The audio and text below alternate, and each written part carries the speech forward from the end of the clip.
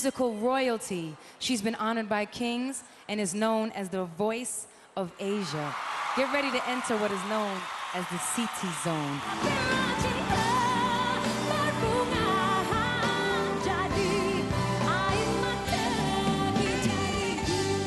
Siti Nurhaliza is the most successful and celebrated Malaysian singer of the new millennium. She's such a star. The countryside girl with conservative ways has mesmerized the entire country with her golden voice. You love Siti, you don't like Siti, you hate Siti. You cannot deny the fact that she can sing. Even her critics struggle to find anything wrong with her. She's just born polite. The most respected artist in the Malay music industry still wows her audiences 2 decades later. And if there's one word to describe Siti, probably the word is gifted.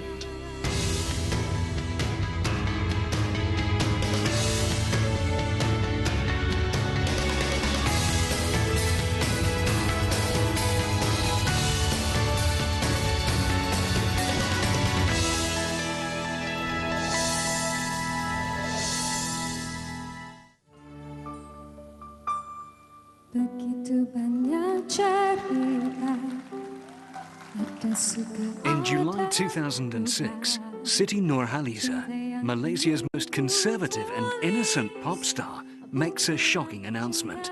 She was going to marry a divorcee. That was a real crack. People were like, is it for real? Is it for real? Is it for real? First question, I tanya Siti. Siti, siapa lelaki tu? The singer, who had never been officially linked to anyone, was now courting controversy on a scale never before seen in her career. The thing is, finally, she's not so perfect after all.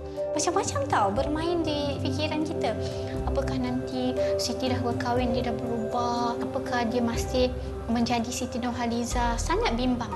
After 16 years at the pinnacle of Malaysian pop, and with 15 studio albums and over 200 awards to her name, the question on everybody's lips was, would marriage mean the end of Siti's successful career? Siti Nurhaliza Tarudin was born in 1979 in the small village of Kampung Awah Temerloh in rural Pahang, Malaysia. The third of 7 siblings, she grew up in a 2-room flat in the Kuala Lipis police barracks, where her father was stationed as a police officer. Abah dulu ketika tu baru pangkat corporal. Corporal saja gajinya tak cukup lah sebenarnya kalau nak ikutkan dengan adik-beradik yang ramai. To supplement the family income, Siti sold traditional Malay cakes made by her mother, Siti Salma. Mula-mula malu saya jerit pun slow. Kuih kan.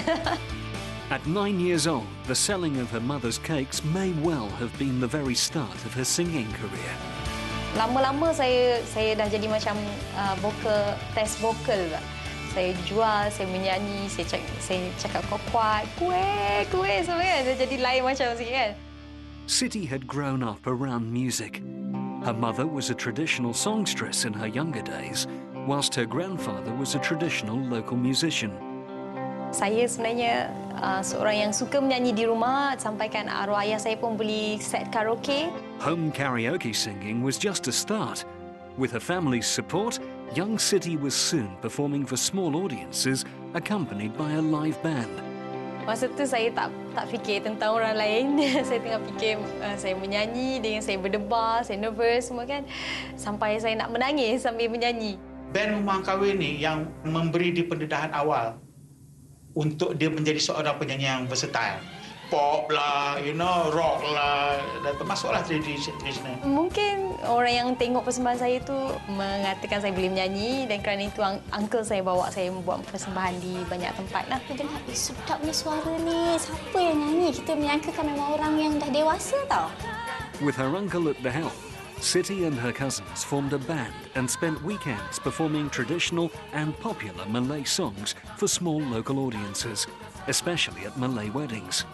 During the week, however, it was back to school as usual. Saya juga seorang yang sangat aktif dalam bidang sukan. Dalam pertandingan apa sukan di sekolah pun saya akan masuk, bermula dengan marathon di sekolah tadika.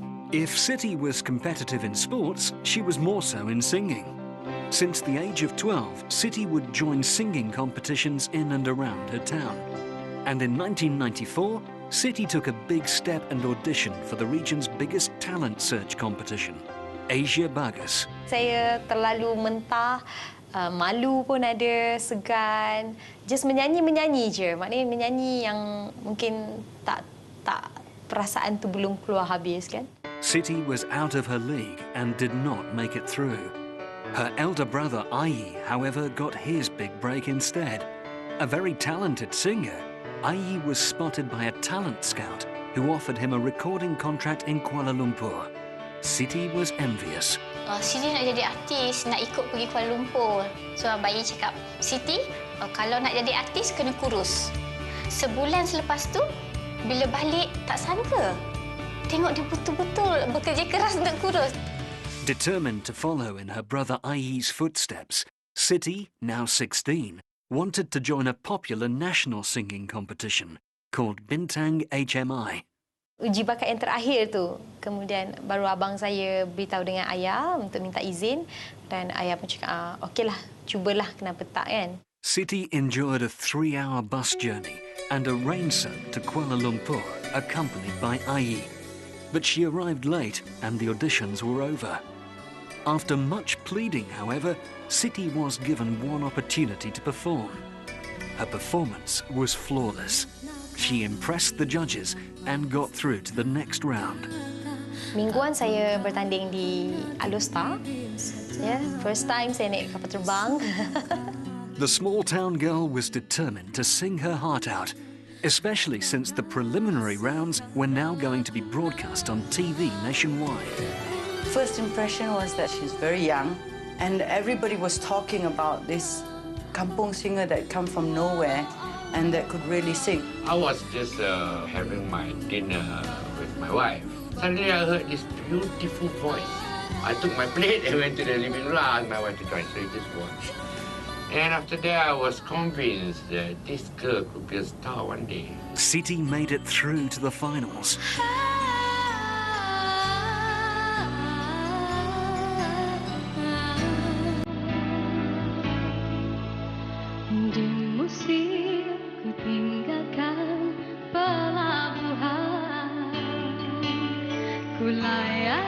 Her performance truly impressed the judges.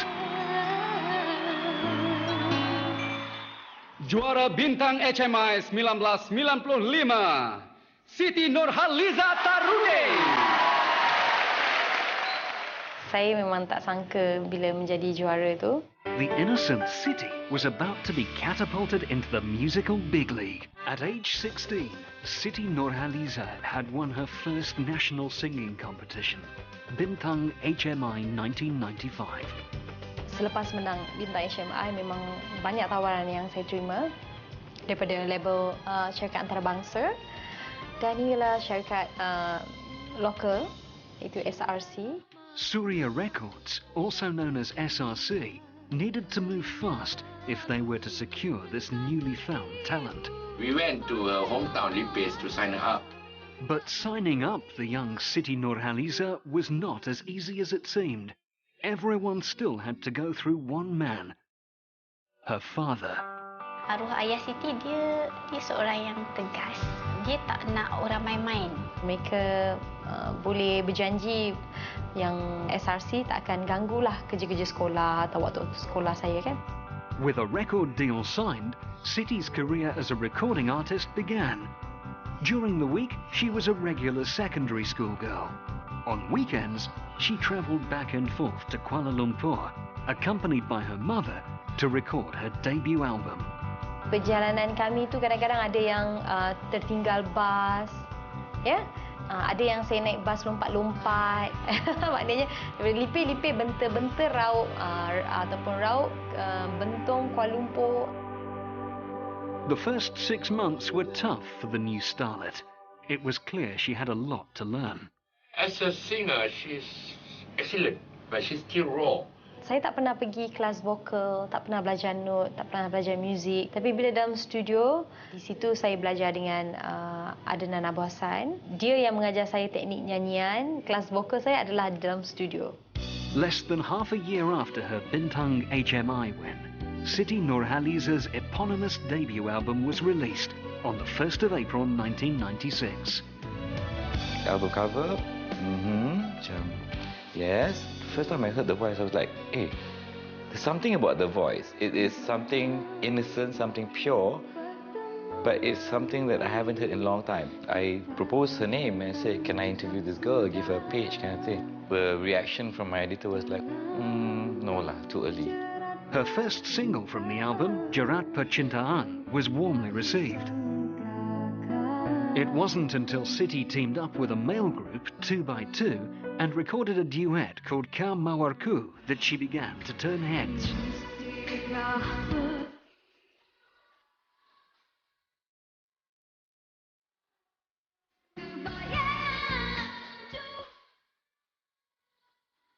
Although Siti was finally getting noticed, she would prove very inexperienced with media exposure. Kami buat penggambaran di air terjun, saya diberikan pakaian, apa semua. Yalah, saya ni orang kampung, saya manalah pernah pakai skirt pendek, posing lebih sikit, saya kurang selesa lah. Close proximity with a male counterpart often fueled public speculation about a relationship. The Malaysian audience, Malay audience especially, they can be quite simplistic, you know, like 1 + 1 is 2, so Siti has a poster of her and so, are they seeing each other kind of thing. Jadi, benda tu semua selalu bermain dalam fikiran saya. Sejak daripada insiden tu, Siti backup, Siti kena beritahu wartawan ni tentang apa yang Siti tak suka, apa yang Siti tak selesa. With the support of her family and record label, Siti made an extreme decision. No more posing for publicity photos with male celebrities. This seemingly self-righteous behaviour was condemned by journalists and fellow artists.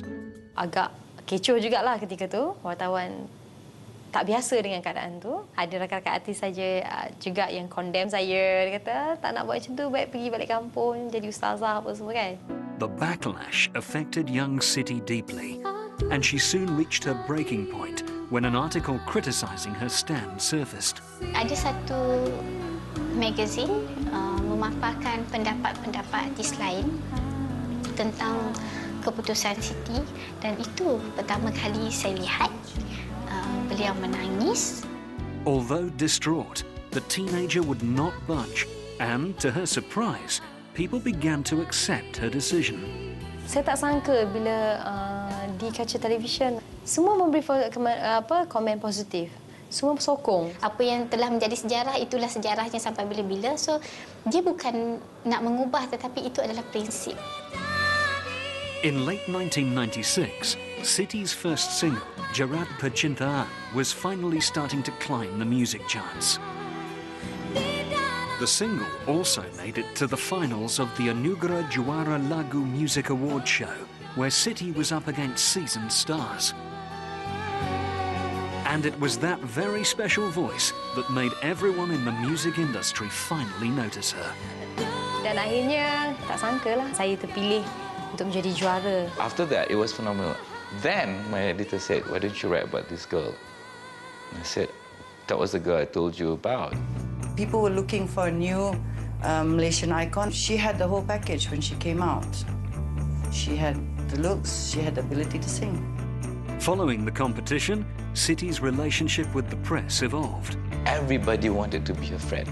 Everybody wanted to be in Siti's good book somehow. Because if you are in her good books, maybe she would answer more questions, and then because of that, she might be able to sell more papers. Even when the press flocked to her for headline stories, Siti responded by being true to herself. What no one could refute was that Siti's personality and demeanour were exemplary. Sesuatu yang sangat luar biasa yang boleh diperhatikan tentang Siti ni, kalau satu orang yang memang tak pernah minat dia dan tak pernah suka dia dan mungkin mendengar macam-macam cerita negatif mungkin daripada orang lain tentang Siti, bawa je jumpa untuk kali pertama, insya-Allah akan jadi peminat setia lepas tu. Siti could be one of the most polite person I've ever met. And that hasn't changed until now. Because, and it's not like she is like playing another role, whatever. She's just born polite. Despite newfound fame and success, at heart, Siti was still a simple small-town girl. But things were about to change. The Siti craze was just beginning. The studio that day, so busy, crowded, yang kononnya nak jumpa Siti Nurhaliza. This Siti Nurhaliza macam culture shock lah, takut. Someone still hug me, hold my hand, relax. Like, ni benda ni biasa je. Okay. With her fan base exploding, 18-year-old Siti was nominated for several categories in the ABP Awards, an annual People's Choice Popularity Awards show. Although many people say, it's popularity, but deep down inside it matters. The more people love you, the more people vote for you, meaning the more fans you have, the more money you will make. Artis paling popular, Siti Nurhaliza. Siti Nurhaliza won an incredible 4 awards at the 1997 ABP, including the overall prize, beating seasoned pop stars and movie stars alike. You love Siti, you don't like Siti, you hate Siti. You cannot deny the fact that she can sing. She could sing the phone book, like they say. Even though it's early in her career, she deserved it because she could sing. We like to create heroes or whatnot because they represent us, right? And Siti represents a lot of girls out there, a lot of people out there who have big dreams but couldn't reach it.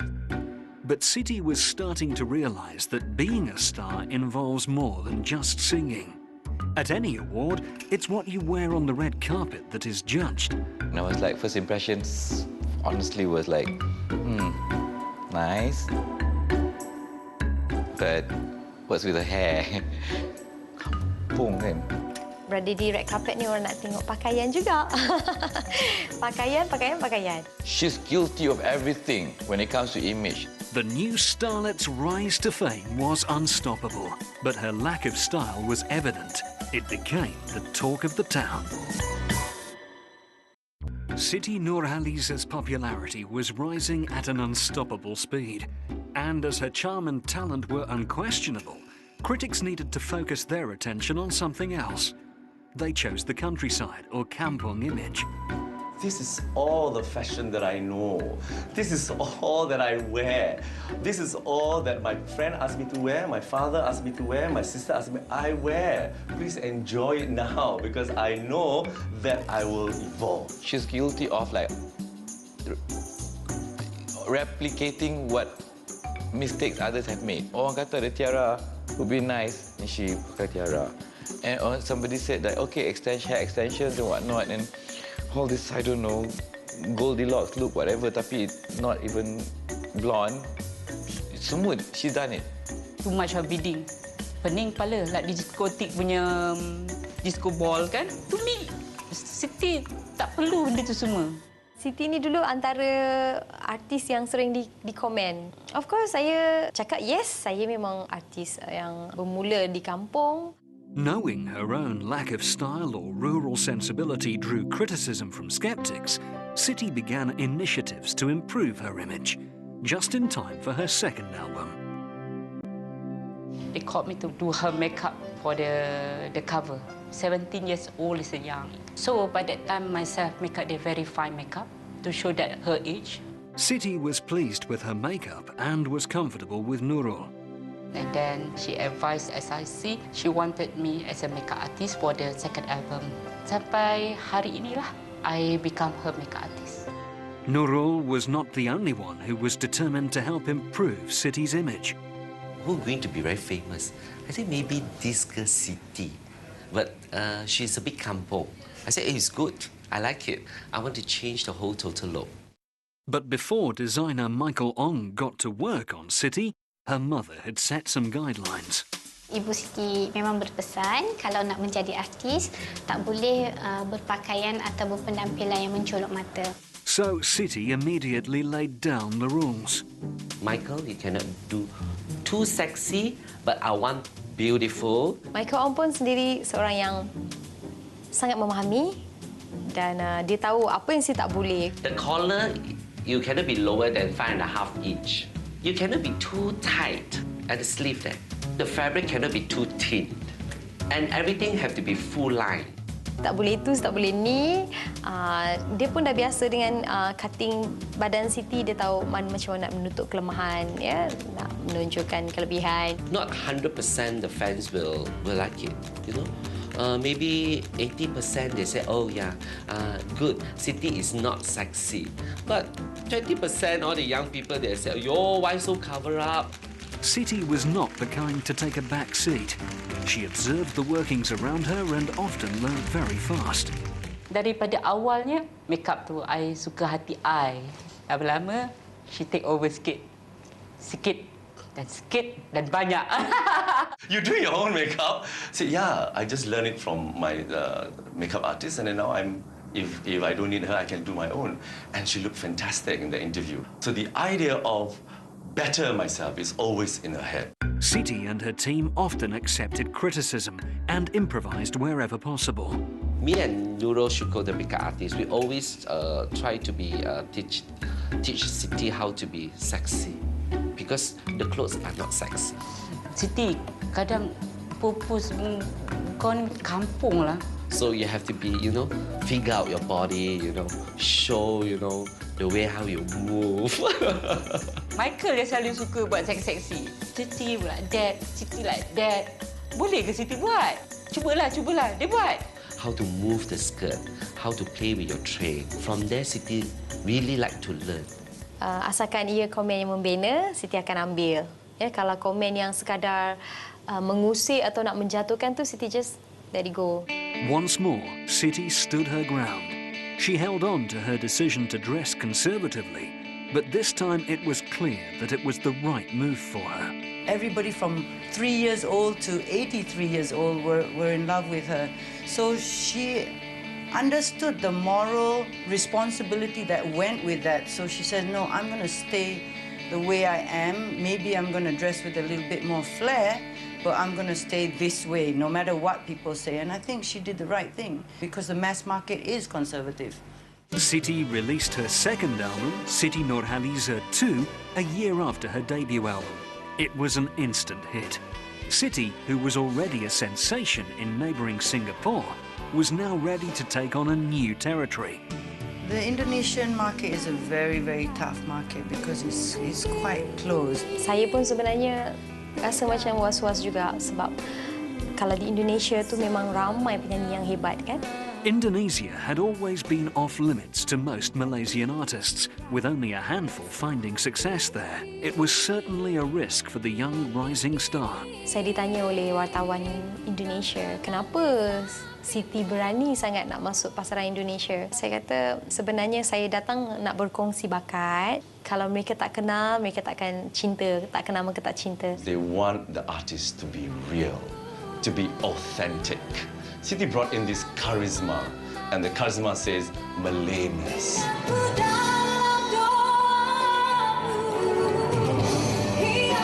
The risk paid off.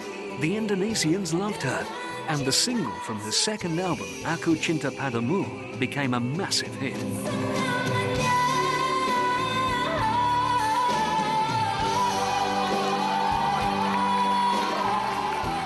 Saya tak sangka banyak undangan ke Indonesia saya dapat. Stesen TV-nya selalu memanggil saya untuk buat persembahan. Cintaku bukan di atas kertas, cintaku getaran yang sama. Although Siti knew she was popular there, she had no idea to what extent. Saya ingat macam biasa-biasa lah kot, kan Siti Nurhaliza dia orang kenal, macam tu je lah kan. Masuk ke mall, so pilih-pilih baju. Kita boleh tengoklah ada yang berbisik-bisik Siti Nurhaliza. Siti masuk fitting room, dan penuh orang dekat floor tu. Sampai satu mall tu, dia buat pengumuman. Ada Siti Nurhaliza di dalam mall tu. Keluar je, saya tengok penuh orang depan saya. Jadi apa yang berlaku adalah kami tak boleh keluar. Jadi security datang, bawa Siti keluar dan keluar daripada mall tu.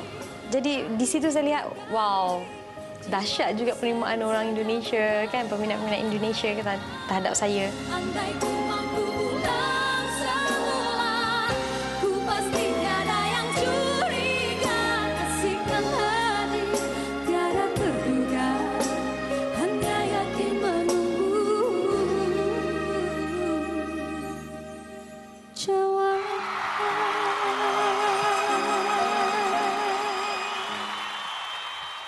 Surya Records Company had been managing Siti's career for over 2 years, but because Siti's father only signed for her as a recording artist, it meant that Siti was free to choose her management team.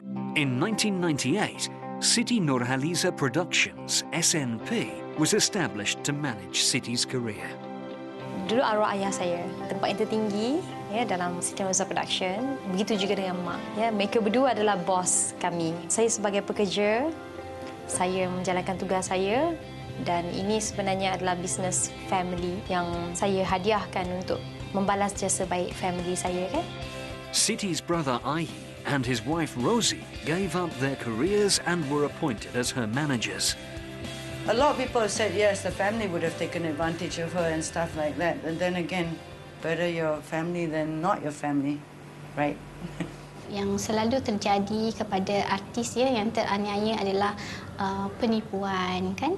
Tetapi bila kita bekerja dengan keluarga, kita tak boleh berbuat sesuatu yang tak elok di belakang dia. Siti, for now, was wanted everywhere.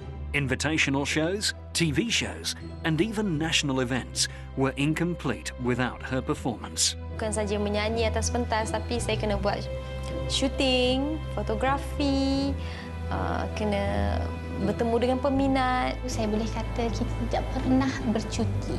1 bulan ada 30 hari. 29 hari kerja.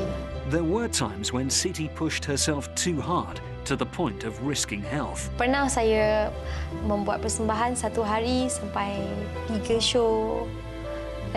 Sampai demam, tak boleh menyanyi pun still kena menyanyi juga. With all the responsibilities and workload, it would have seemed like Siti was heading for burnout. Within 5 years, Siti Nurhaliza had made 7 albums, endorsed multiple brands, and was on every single entertainment show on Malaysian television, as well as travelling to Indonesia for shows. Siti was starting to feel the burden of her success. I cannot manage it. Siti can manage it. Strong woman, iron lady, I think. She was a workhorse and she was a caged bird. Siti was constantly in the spotlight. Her fans just couldn't get enough of her. Saya hilang privacy. Yalah, bila orang dah datang dengan kita nak ambil gambar apa semua, saya tak boleh menolak. Saya tak boleh cakap no. Kadang-kadang I cakap dengan Siti juga. Engkau macam seekor binatang seka, Siti. Pernah terfikir juga, biarkanlah saya nak relax, saya nak macam pergi mana-mana pun orang tak tengok ke. Work ruled Siti's life, and she dealt with pressure by working even harder on her performances. All her performances have been standouts because she takes the time to think about it. So when she performed traditional song, you know that Siti brings sexy back to Asli. With that outfit, with that dancing, whether awkward, whether a bit of indulgent, but I think it's still very sexy for me. And when she does all these ballads, whatnot, you can see how consummate she is. And then I think that's how she connects with people anyway. It's her honest singing. Despite Siti's success, her performances were confined to variety and award shows, promotional roadshows and music videos. However, she had yet to perform an entire concert all by herself. In October 1999, at the age of 20, Siti was finally given a chance to perform a live solo concert. Her debut concert, held at the Bukit Jalil Indoor Stadium in Kuala Lumpur, mesmerised her audience. And although ticket sales did not hit their target, it became a much talked about event, even across the causeway in Singapore. In Singapore, the industry is very simple. Whatever is happening in Malaysia, whether the movie industry is now the in thing, Singapore will probably be liking the same thing. The following year, Siti honoured her international fans by planning her first debut concert outside of Malaysia in Singapore. But unbeknown to her and her team, her concert schedule clashed with that of an international megastar. Pada waktu tu memang tak pernah tahu pun dalam jarak masa yang terdekat tu ada konsert Mariah Carey. Tetapi tiba-tiba dia jadi satu berita besar di Singapura tentang kedua-dua konsert ni yang back to back ni. Mariah Carey's Rainbow Tour concert in Singapore was scheduled 5 days before Siti's concert. This left Siti and her management unsure if they could sell tickets or would have to face a loss. Kita melihat compare harga tiket Siti lebih mahal daripada tiket Mariah Carey, kita lagi takut. But any doubts Siti and her team had were put to rest when they got their first report back from Singapore. Apabila kita nak bertolak ke Singapura, keluar story yang sangat besar tentang jualan tiket Siti sold out pada hari itu. When an artist is big in this region, means they outsell the foreign counterparts, definitely. The concert was a success. Siti did not only entertain her audience that night, she moved them. There was really genuine respect and adulation that they go there because they want to see her success. They want to see her do great things. And you can feel that in the air. And of course, one of the songs I cried. Riding on her Singapore success, Siti went back to the location of her first solo concert in KL and planned a really ambitious performance. Bagi saya, mega konsert tu yang terbaik yang pernah saya hasilkan untuk Siti Nurhaliza lah. The mega concert, held at the Bukit Jalil Indoor Stadium on the 30th of June 2001, was not just a concert for the audience, it was a living dream for Siti herself. Konsert mega ni menceritakan tentang apa yang saya nak buat daripada kecil dan cita-cita saya. Saya nak jadi polis, tetapi saya tukarkan dengan kawat senyap. Army involved, tentera laut, dengan dia punya 80 orang tu main senapang tu umpamanya. Saya pergi ke Lumut, buat latihan bersama dengan senjata sampai saya luka-luka semua. Lepas tu segmen orang kampung. Wah, penuh tu. Asyam Salim masuk orang bersorak, dia naik beca. Gimnastik. Saya pergi belajar dengan guru gimnas negara. Saya suka main alat muzik. Dia main magic show. Kan? Apa, hilangkan diri lah macam-macam. Dia terbang. Pada hari betul di konsert tu, saya kena Flying Fox tu daripada hujung bumbung Stadium Putra Bukit Jalil, saya turun sampailah ke pentas utama nyanyian. Oh, memang gila. Saya memang gila. The concert was sold out and Siti's performance was the talk of the town. In the same year, 22-year-old Siti was also listed in the Malaysian Book of Records as the most awarded artist, having won 52 awards throughout her career. This included the Gold Award at the Shanghai Music Festival and 2 awards at the South Pacific International Song and Singing Competition. She went out and she competed in the Asian market and she won. Terima kasih semua.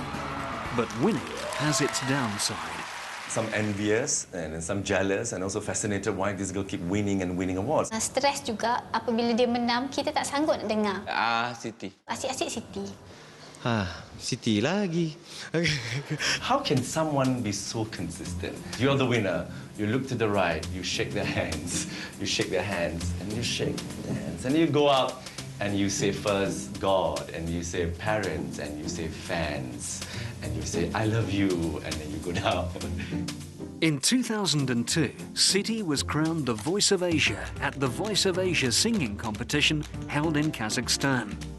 The same year, and for the next 3 years, she won Malaysia's favourite artist at the MTV Asia Awards. It's good that she wins an award for Malaysia, that people know there is a talent, and that talent is worth pushing. As Malaysians, we should be very, very proud of the fact that she has really upped our image in the region wherever she goes. In April 2005, another one of Siti's dreams came true. Finally, a chance to perform a concert at the Royal Albert Hall. Royal Albert Hall. When I first heard about that, I was like, are you sure? I think at that point of time, she's probably thinking about the international market, about trying to do something that would be different again. Pertama kali jejak kaki ke Royal Albert Hall, rasa terharu. Satu macam semangat yang berkobar-kobar, satu kebanggaan yang sangat untuk saya sebagai anak seni kan.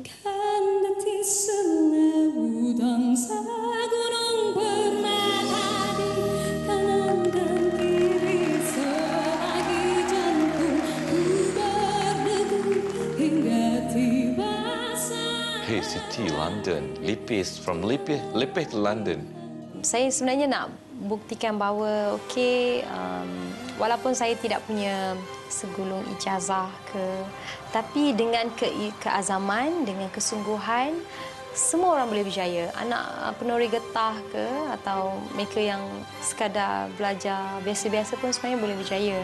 Semua terpulang pada diri kita, macam mana kita nak mengubah hidup kita. As always, Siti presented her genuine and true self, but this time to an even wider audience. At least Siti's not trying to be Celine Dion by singing English songs in London. She was actually singing Malay songs. So ada satu segmen tu kita tunjuklah zapin, joget, inang dan sebagainya menggunakan penari-penari. Konsepnya macam kita duduk depan laman rumah, kau bertandak lah situ. Masing-masing macam konsep joget lambak gitu. So we have fun lah. She is the best and she is the icon Malaysia, can do the concert in Albert Hall.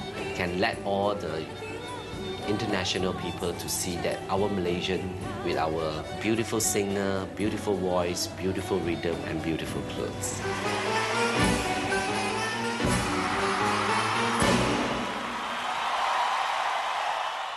The concert was the concert, but there was this underlying story about somebody in her life. By 2005, Siti Nurhaliza was at the height of her popularity. But at the age of 26, the unmarried Malay girl was considered past her prime by gossip mongers. Her shelf life of being a single girl was a constant hot topic in the media. You have arrived. You are wealthy, you are famous. Tapi you lack of kasih sayang daripada seorang lelaki. Macam mana dia nak berjumpa dengan orang? You tell me, bila dia nak pergi keluar? Yes, I always had this feeling that the fairy tale will end wonderfully, fabulously when Siti Nurhaliza actually married her sweetheart, a long-time childhood sweetheart, who was a teacher maybe, who was a dentist. Of course, the fairy tale didn't turn out that way. In early 2005, Siti was rumoured to be romantically linked to a married man. The news was nothing short of sensational. Our society has this thing about you going out with a married person, blah, blah, blah. But that was not all. She was even accused of being a homewrecker. The perfect girl from the country, who had done no wrong throughout her career, had just dropped the ultimate moral bombshell on her doting fans. Finally, let's real dirt. Let's dig. The unlikely prince was 47-year-old Malaysian businessman Datuk Khalid Mohammed Jiwa, who eventually got a divorce. I tanya Siti, siapa lelaki tu? Ya Allah, business partner. Hubungan kami ni tidak kepada cinta pandang pertama, tak. Saya mengenali beliau atas urusan kerja dan saya memang tidak menaruh hati langsung pada beliau. Tak baik menaruh hati langsung pada beliau ketika tu, ya. But Datuk Khalid came with baggage. Not only was he a divorcee, but he had 4 children with his previous wife. These were going to be tough times for Siti. The family halang for the first time. Family Siti masih lagi mengekalkan cara orang lama-lama. Kalau hal-hal berkaitan dengan lelaki, anak perempuan, janganlah nak bercerita pasal lelaki depan parents. Sebab itu memang permulaan memang sangat sukar. Siti macam berlawan dengan diri saya sendiri kan, untuk menjadi seorang yang lebih berani. Tapi untuk berhadapan dengan kedua ibu bapa ni bukan satu perkara yang mudah. Sebelum dia nak naik atas pelamin tu, I tell you, it's not easy. Daripada orang yang dekat dengan dia pun, she's having a very hard time. So I advise her, kalau you rasa you nak this man, go for it. Saya kuatkan semangat kerana saya belum menjadi seorang yang lebih matang, kan? Kerana itu saya bersuara, saya bercakap, berbincanglah. It took some time for Siti to convince her family. Awalnya memanglah susah nak terima, kan? Tapi Siti adalah orang yang selagi tak dapat restu ibu dengan ayah dia tak akan berkahwin. Mereka membuat keputusan untuk berkahwin apabila arwah abah memberi restu. Winning the consent of her conservative parents was tough, but Siti's die-hard fans were proving to be even tougher. Pada waktu tu, peminat dia pun ada yang dah berpecah dua, ada yang setuju, ada yang tak setuju, ada yang mengundangkan saya sebagai perantara ya untuk menyampaikan apa perasaan mereka. Saya adalah public figure, saya adalah kepunyaan masyarakat dan mereka sudah pastinya lah nak melihat seseorang yang sesuai, yang lebih baik, bla bla bla bla bla kan.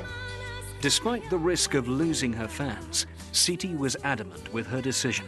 Tetapi Siti selalu cakap, kalau memang tak ada rezeki dan orang dah tak minat dia, dia tak menyesal kerana bagi dia perkahwinan adalah satu perkara dan keputusan yang sangat besar yang dia buat dalam hidup dan dia hendak orang percaya bahawa dia tahu apa yang dia buat dan dia tahu dia ada risiko.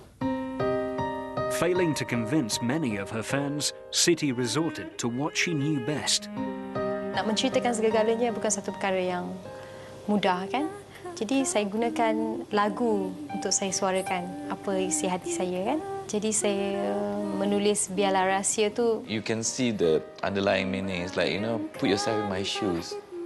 I mean, how would it feel to be talked about every day? And somehow it appeased a lot of people, you know.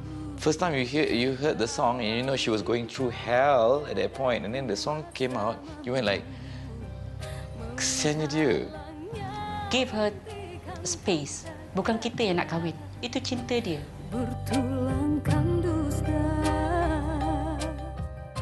The 17th of July 2006, Siti and Datuk Khalid called for a press conference. Despite not knowing what the announcement was about, the press turned out in full force. Kami memberitahu pun pada media dalam keadaan last minute dan tak apalah, saya just lalui je lah dia dengan tenangnya. Siti and Datuk Khalid finally announced their wedding plans.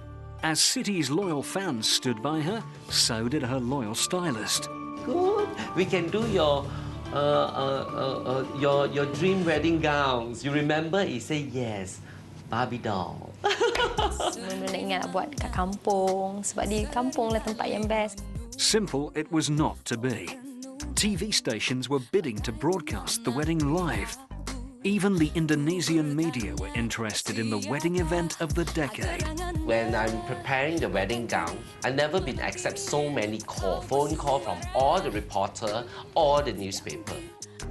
The star-studded affair on the 28th of August 2006 was graced by royal families, politicians, VIPs, celebrities, friends and family. The event was not short of performances. Many of her peers in the region performed that night. The wedding itself was, to me, quite a circus because it didn't even feel like a wedding. It looked like a mock wedding. I never seen the reporters so many pushing each another. Yo, I was holding the train. I tell you, it's like she's such a star. With the whole nation watching, Siti openly declared her love for her husband through a brand new song, Cahaya Cinta, composed and written by her.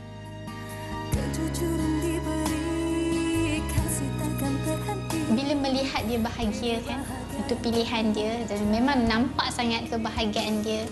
Dia rasa macam okey, dia happy lah. From this point forward, Siti's life evolved. No, dia bukan binatang dalam sirkus lagi. Datuk membawa dia satu kebebasan yang mana setiap manusia menghargai kehidupan ini. Sabtu Ahad akan pergi tengok wayang, keluar makan dengan anak-anak. Mereka akan tetapkan satu masa untuk bercuti luar negara bersama. Yang mana Siti tak pernah buat masa muda-muda dulu. Beliau telah menetapkan bahawa keluarga di tempat pertama dan karier di tempat kedua. Selepas berkahwin, saya cuba seimbangkan kehidupan dan saya rasa happy. 2.5 years after gaining the new man of her life, Siti lost the man who had been her rock all these years, her father. Dia pergi tu dalam keadaan yang sekejap. Ya, arwah sakit, kena serangan jantung. Dia rasa diri dia macam kehilangan something very valuable yang mana dia tak dapat penggantinya. Kita dapat tengok yang tak henti-henti mengalirkan air mata Siti. Siti memang ada mengatakan kepada press pada waktu itu, Abah adalah Siti dan Siti adalah Abah.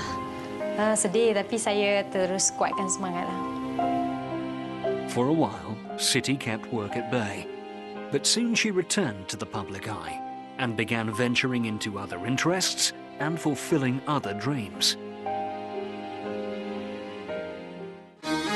On the 30th of March 2010, Siti and her business partners launched Simplicity, a brand now synonymous with Siti Nurhaliza. Simplicity, satu perniagaan yang dah lama saya impikan dan akhirnya tercapai cita-cita saya bila suami dan juga rakan perniagaan lain kami bekerjasama dan tertubuhlah Simplicity.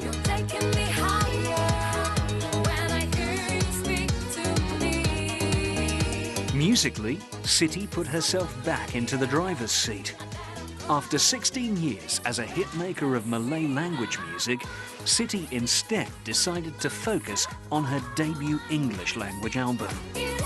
Hopefully with this album, we'll be able to achieve and add on to another side of Siti that nobody knows. Saya membuat album ni adalah untuk mencabar diri sendiri, ya, bukan untuk menunjukkan orang, oh saya dah buat album Inggeris. Tengok, tak. Anything that I heard about the trouble that I might have with Siti having to sing in English, nothing. There was no problems at all. She came in there and sounded like Mariah, sounded like Celine. Released on the 26th of September 2011, the album was produced by Siti's stepson, Adib Khalid.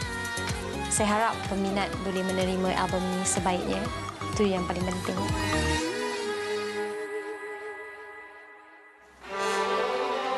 The first 16 years of this gem's life was of hardship. The subsequent 16 years was of stardom and triumphs. Saya rasa kejayaan tu bukan bergantung pada diri saya seorang saja. It's been a great honor to actually know and discover Siti and to know where she is now. Kita melihat perjalanan luar biasa dia tu, perjalanan yang kita rasa macam Siti tu diberi tuah atau lap yang tak henti tau. Now, at only 32, Siti Nurhaliza is already a living legend.